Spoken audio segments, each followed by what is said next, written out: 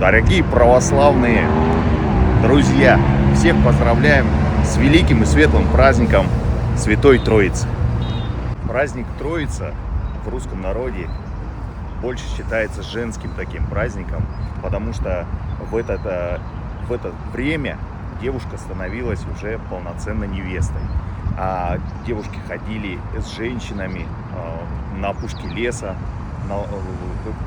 заплетали веночки, пели песни и кумились. Так обряд такой назывался — кумление. То есть становились сестрами или подругами хорошими. И вот после уже таких троечных обрядов девочки, которые переходили пубертатный возраст, они уже могли ходить на вечерки, встречаться с ребятами.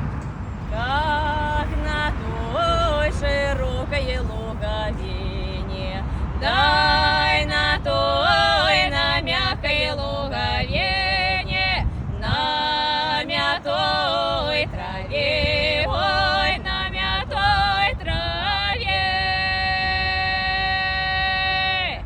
Ой, там девочки, ой, да гуляли на венке